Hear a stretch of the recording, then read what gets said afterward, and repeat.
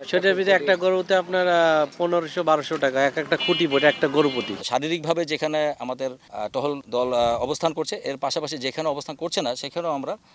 বাংলাদেশের সীমান্তে একই প্রলয়ঙ্কারী দৃশ্য, ওপারে হাহাকার আর এপারে সয়লাভ।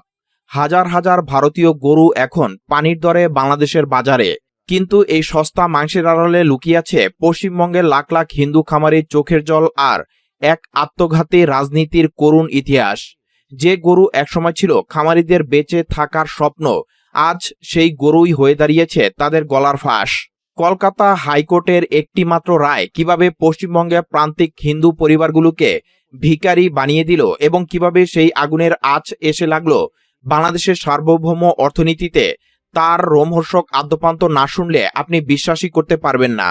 এই মুহূর্তে পশ্চিমবঙ্গের রাজনীতিতে সবচেয়ে বড় এবং চাঞ্চল্যকর খবর হলো কলকাতা হাইকোর্টের সাম্প্রতিক রায়, যা আপাতদৃষ্টিতে উগ্র হিন্দুত্বের বিজয় মনে হলেও বাস্তবে তা হয়ে দাঁড়িয়েছে খোদ হিন্দুদের জন্যই এক রাষ্ট্র ঘোষিত মরণ পরোয়ানা।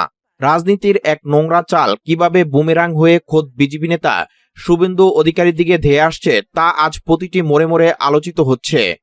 ঘটনার গভীরে গেলে দেখা যায় কোরবানির ঠিক আগ মুহূর্তে পশ্চিমবঙ্গের নতুন মুখ্যমন্ত্রী শুভেন্দু অধিকারী এবং তার কট্টরপন্থী দল একটি পুরনো আইনকে ঢাল হিসেবে ব্যবহার করে এক অদ্ভুত ফতোয়া জারি করে। তাদের নির্দেশ ছিল 14 বছরের কম বয়সী কোনো গরু বিক্রি বা জবাই করা যাবে না। তাদের মূল লক্ষ্য ছিল অত্যন্ত পরিষ্কার: মুসলিমদের কোরবানি উৎসবকে ম্লান করে দেওয়া এবং তাদের অর্থনৈতিক ও ধর্মীয়ভাবে কোণঠাসা করা। কিন্তু রাজনীতির দাবার চালে মুসলিম সম্প্রদায় এবার যে প্রজ্ঞা আর ধৈর্যের পরিচয় দিয়েছে তা ভারতের ইতিহাসে নজিরবিহীন। কোনো প্রতিবাদ নয়, কোনো ভাঙচুর নয়, তারা শুধু একটি নীরব অথচ কঠোর সিদ্ধান্ত নিল যে তারা এবার কোরবানিতে কোনো গরুই কিনবে না। মুসলিমদের এই একটিমাত্র নীরব বয়কটের সিদ্ধান্তে শুভেন্দু অধিকারী পুরো রাজনৈতিক ব্লুপ্রিন্ট তাসের ঘরের মতো ধসে পড়েছে। অথচ এই ষড়যন্ত্রের সবচেয়ে বড় বলি হলো সেই সাধারণ হিন্দু খামারিরা, যাদের স্বার্থ রক্ষার বুলি দিয়ে ক্ষমতায় এসেছিল এই সরকার। এখান থেকেই শুরু হয় এক বুক ফাটা আর্তনাদ আর চরম অর্থনৈতিক বিপর্যয়ের গল্প। পশ্চিমবঙ্গের গরুর বাজারে পরিসংখ্যান বলছে এই বিশাল কোরবানির অর্থনীতির মূল যোগানদাতা হলো লাখ লাখ প্রান্তিক হিন্দু খামারি। সারা বছর হাড়ভাঙ্গা খাটুনি খেটে মহাজনের কাছ থেকে চড়া সুদে ঋণ নিয়ে এবং বন্ধন বা ব্যাংকের লোন মাথায় নিয়ে তারা এই গরুগুলো লালন পালন করেছিলেন।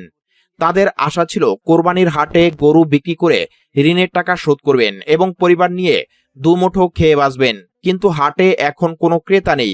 মুসলিমরা গরু না কেনার সিদ্ধান্তে অটল থাকায় খা খা করছে বাজার। খামারিদের শেষ ভরসা ছিল কলকাতা হাইকোর্ট।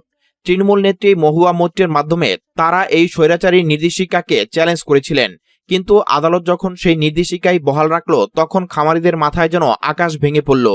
মুসলিমদের এই রায়ে কোনো মাথা ব্যথা নেই, কারণ তারা তো আগেই বিকল্প পথ বেছে নিয়েছে। কিন্তু হিন্দু খামারিদের জন্য গরু বিক্রির সব আইনি রাস্তা চিরতরে বন্ধ হয়ে গেল। এখন পরিস্থিতি এমন দাঁড়িয়েছে যে প্রায় 50 লাখ অবিকৃত গরু নিয়ে এই দরিদ্র খামারিরা দিশেহারা। প্রতিদিন এই বিপুল সংখ্যক গরুকে খাওয়ানোর সামর্থ্য তাদের নেই। বাধ্য হয়ে তারা রাতের অন্ধকারে নিজেদের বুক চিরে লালন করা অবলা প্রাণীগুলোকে রাস্তার মোড়ে, হাইওয়েতে বা অলিতে গলিতে ছেড়ে দিয়ে পালিয়ে যাচ্ছেন। ফলে পুরো পশ্চিমবঙ্গ জুড়ে আজ এক ভয়াবহ অচলাবস্থা। কলকাতার ব্যস্ত রাস্তায় এখন লাখ লাখ গরুর অবাধ বিচরণ। যানজটে স্থবির হয়ে পড়েছে শহর। ক্ষুধার্ত গরুর পাল মানুষের ঘরবাড়িতে ঢুকে পড়েছে, পথচারীদের উপর আক্রমণ করেছে।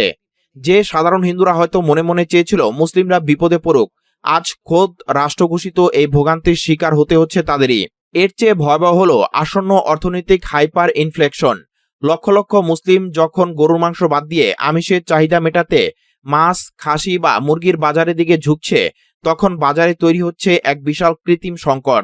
যোগানের তুলনায় চাহিদা বহুগুণ বেড়ে যাওয়ায় হু হু করে বাড়ছে সব পণ্যের দাম। আর এই আকাশছোঁয়া দামের সবচেয়ে বড় ভুক্তভোগী হচ্ছে সেই সাধারণ হিন্দুরাই, যারা আগে সস্তায় মাছ বা মুরগি কিনতে পারত। পশ্চিমবঙ্গ আর বাংলাদেশের সংস্কৃতি ও খাদ্যাভ্যাস যেহেতু হুবহু এক, তাই এই বাজার ব্যবস্থার ধস সাধারণ মানুষের ক্রয় ক্ষমতাকে মাটির সাথে মিশিয়ে দিচ্ছে। এই হাজার বছরের সাম্প্রদায়িক সম্প্রীতিকে স্রেফ ভোটের ফায়দা লুটতে গিয়ে ধ্বংস করে দেওয়া হয়েছে। এই বিপর্যয়ের আঁচ এখন সীমান্ত পেরিয়ে বাংলাদেশেও আশ্রে পড়েছে। কোরবানির আর মাত্র কয়েকদিন বাকি থাকায় পশ্চিমবঙ্গের হিন্দু খামারিরা নিজেদের পুঁজি বাঁচাতে মরিয়া হয়ে উঠেছে। গরুগুলোকে রাস্তায় ফেলে দেওয়ার চেয়ে তারা এখন যে কোনো মূল্যে এমনকি মাত্র 10 থেকে 20,000 টাকায় সেগুলো বাংলাদেশে পাচার করে দিচ্ছে। বিএসএফ এর পকেটে লাখ লাখ টাকার ঘুষ ঢুকছে, আর কাঁটাতারে বেড়া গলিয়ে নদী পার হয়ে বাংলাদেশে ঢুকছে ভারতীয় গরুর বিশাল চালান। বাংলাদেশের গণমাধ্যম ইতিমধ্যে নিশ্চিত করেছে যে চাঁপাইনবাবগঞ্জ সহ বিভিন্ন সীমান্ত দিয়ে যেভাবে ভারতীয় গরু ঢুকছে তাতে দেশীয় খামারিদের মাথায় হাত ওঠার উপক্রম হয়েছে। সারা বছর কষ্ট করে যারা কোরবানির জন্য গরু প্রস্তুত করেছিলেন তারা এখন ন্যায্য দাম পাচ্ছেন না। ভারতীয় এই ডাম্পিং এর কারণে বাংলাদেশের অভ্যন্তরীণ অর্থনীতি আজ চরম অস্থিরতার মুখে। একদিকে সীমান্তে উত্তেজনা বাড়ছে, অন্যদিকে বিএসএফ এর গুলিতে সাধারণ মানুষের প্রাণহানি ঝুঁকি তৈরি হচ্ছে। পরিশেষে এটি স্পষ্ট যে শুভেন্দু অধিকারী এবং তার দল যে বিষ বাষ্প ছড়িয়েছিল তা আজ তাদের নিজেদের গলাতেই ফাঁস হয়ে বসেছে। হিন্দু মুসলিম মেরুকরণের এই নগ্ন খেলায় মুসলিমরা বুদ্ধিমত্তার সাথে নিজেদের সরিয়ে নিলেও বলির পাঠা হয়েছে নিরীহ হিন্দু খামারিরা। শুভেন্দুর এই সিদ্ধান্ত তার রাজনৈতিক কেরিয়ার সবচেয়ে বড় মাস্টার ডিজাস্টার হিসেবে ইতিহাসে লেখা থাকবে। একটি রাজনৈতিক দলের উগ্রতা কিভাবে একটি অঞ্চলের হাজার বছরের অর্থনৈতিক এবং সামাজিক কাঠামোকে ধ্বংস করে দিতে পারে, পশ্চিমবঙ্গের এই গরু সংকট তার একটি জীবন্ত উদাহরণ। বাংলাদেশের খামারিদের রক্ষায় এখন কঠোর পদক্ষেপ নেওয়ার সময় এসেছে, অন্যথায় পরোক্ষ রাজনীতির এই আগুনে আমাদের দেশীয় অর্থনীতিও ক্ষতিগ্রস্ত হবে। সত্যের জয় হোক এবং সাধারণ মানুষের এই দুর্ভোগের অবসান ঘটুক। শুভেন্দু অধিকারী এই সিদ্ধান্তকে মাস্টার ডিজাস্টার বলার মূল কারণ হলো এটি এমন একটি রাজনৈতিক চাল ছিল যা মুসলিম সম্প্রদায়কে আর্থিকভাবে কোণঠাসা করতে গিয়ে উল্টো নিজের ভোট ব্যাংক ও সাধারণ হিন্দু জনগণের উপর বুমেরাং হয়ে ফিরে এসেছে। শুভেন্দু অধিকারী এবং তার দল 14 বছরের কম বয়সী গরু বিক্রি বা জবাই নিষিদ্ধ করে একটি পুরনো আইন কার্যকর করেন, যার মূল উদ্দেশ্য ছিল কোরবানির সময় মুসলিমদের সমস্যায় ফেলা। কিন্তু মুসলিমরা কোনো প্রতিবাদ না করে উল্টো গরু কেনা পুরোপুরি বয়কট করার সিদ্ধান্ত নেয়। এই নীরব সিদ্ধান্তের ফলে শুভেন্দু অধিকারীর পুরো রাজনৈতিক পরিকল্পনা তাসের ঘরের মতো ধসে পড়ে। সূত্র অনুযায়ী পশ্চিমবঙ্গের কোরবানির হাটে গরুর প্রধান যোগানদাতা হল লাখ লাখ প্রান্তিক হিন্দু খামারি। তারা সারা বছর চড়া সুদে ঋণ নিয়ে যা ব্যাংক লোন নিয়ে গরু লালন পালন করেছিলেন লাভের আশায়। আদালত যখন সরকারের বিধিনিষেধ বহাল রাখল তখন মুসলিমদের কোনো ক্ষতি হয়নি, কারণ তারা আগেই বিকল্প বেছে নিয়েছিল। কিন্তু হিন্দু খামারিদের জন্য তাদের গরু বিক্রির সব আইনি পথ বন্ধ হয়ে যায়, যা তাদের জন্য এক রাষ্ট্র ঘোষিত ডেথ ওয়ারেন্ট হয়ে দাঁড়িয়েছে। বিক্রি করতে না পেরে এবং খাবারের যোগান দিতে হিমশিম খেয়ে খামারিরা প্রায় 50 লাখ অবিকৃত গরু কলকাতার রাস্তায় ও হাইওয়েতে ছেড়ে দিচ্ছেন। এর ফলে পুরো শহর যানজটে স্থবির হয়ে পড়েছে এবং ক্ষুধার্ত গরুর পাল সাধারণ মানুষের উপর আক্রমণের ঝুঁকি তৈরি করছে, যার ভুক্তভোগী হচ্ছে খোদ সাধারণ হিন্দু জনগণ।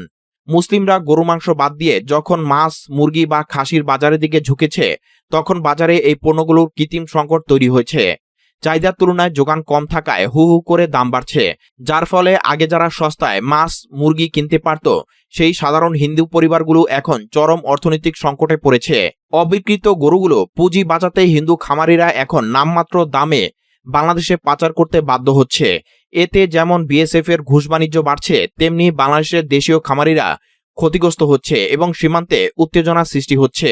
পরিশেষে ভোটের ফায়দা লুটতে গিয়ে শুভেন্দু অধিকারী যে বিষ বাষ্প ছড়িয়েছিলেন তা আজ তার নিজের রাজনৈতিক ক্যারিয়ার জন্য একটি বড় বিপর্যয় বা মাস্টার ডিজাস্টার হিসেবে চিহ্নিত হচ্ছে। কারণ এর ফলে সাম্প্রদায়িক সম্প্রীতির পাশাপাশি পুরো অঞ্চলের অর্থনৈতিক কাঠামো ধসে পড়েছে।